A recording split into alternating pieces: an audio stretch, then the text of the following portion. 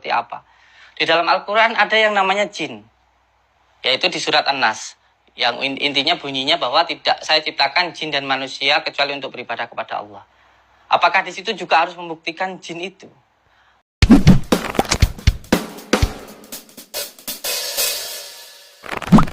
Assalamualaikum warahmatullahi wabarakatuh. Pemirsa yang saya hormati, yang saya banggakan, yang saya cintai semuanya, terutama pemerhati selalu channel YouTube Ar-Rufa Official. Jagat media sosial dihebohkan dengan adu argumentasi. Ya, salah satu diantaranya yaitu yang lagi trending dan viral adalah si Gus Samsudin dan pesulap merah.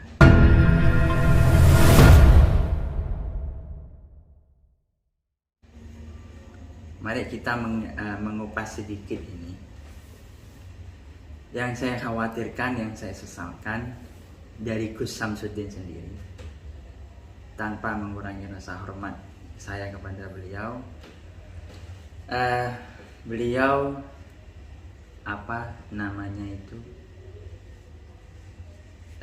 seakan-akan trik-trik seperti itu sulap dibuat main-main gitu. Kemudian beliau juga salah dalam penyebutan sebuah surat, yaitu apa?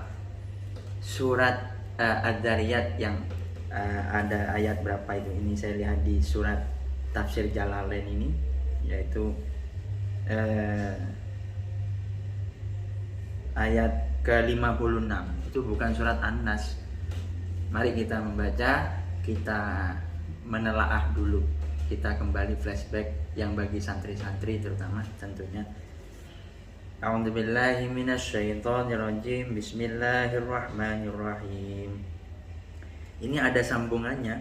Wa dzakir fa inna dzikra tanfa'ul lil mu'minin. Wa ma khalaqtul jinna wal insa illa liya'budun.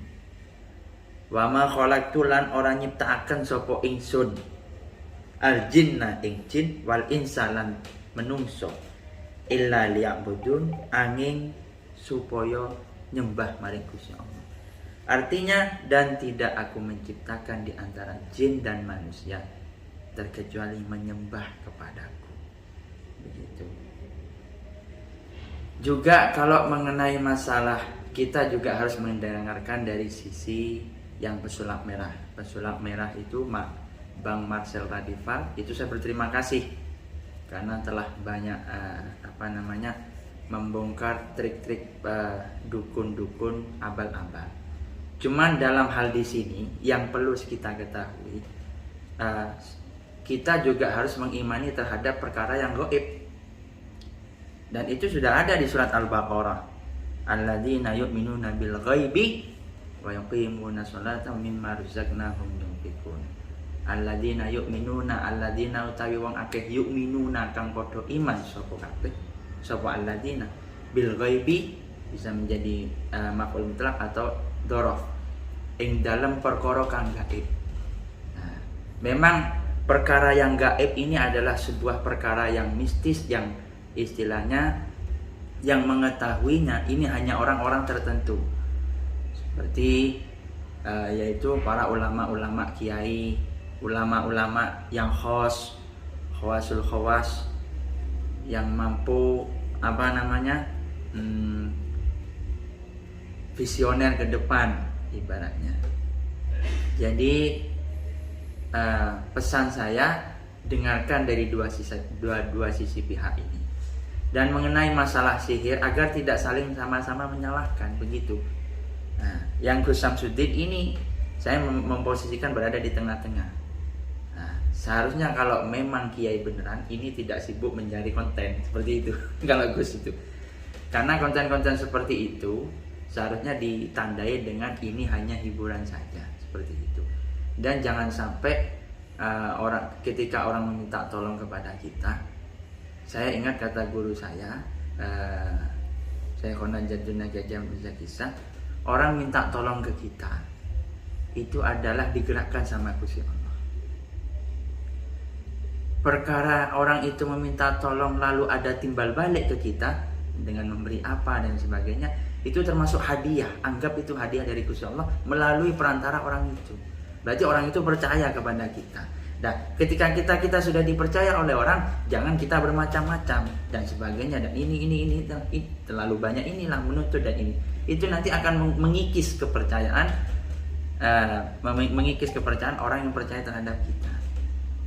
Dan ini saya akan menyempil sedikit tentang kiai-kiai. Kiai itu kalau dalam katanya Maulana Asy-Syarif Habib Muhammad Lutfi bin Yahya itu ada 5 macam.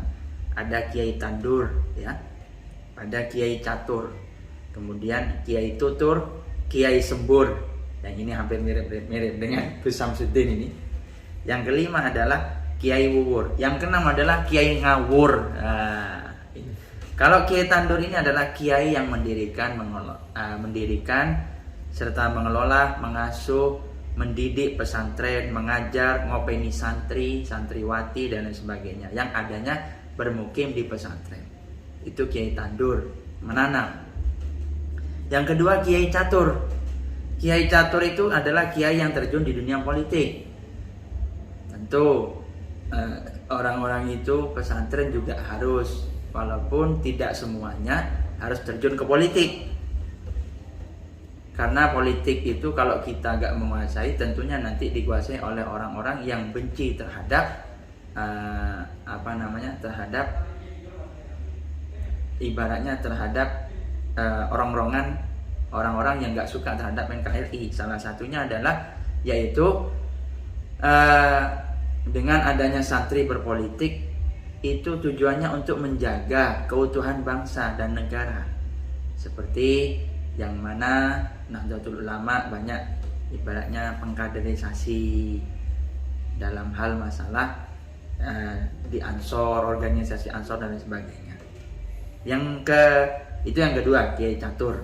Yang ketiga, kiai tutur adalah kiai yang berdakwah di tengah-tengah masyarakat atau biasa disebut mubaligh, mutakallimin. Seperti idola saya kayak almarhum Kiai Haji Zainuddin MZ. Kata beliau di salah satu ceramahnya, dakwah ini bisa menjawab semua, tapi tidak bisa menyelesaikan semua masalah. Perlu dipahami di sini, dakwah itu bisa menjawab semuanya, tapi tidak bisa menyelesaikan semuanya. Patut diketahui itu. Bisa menjawab semuanya, tapi tidak bisa menyelesaikan semuanya. Karena dengan itu keterbatasan mungkin itu.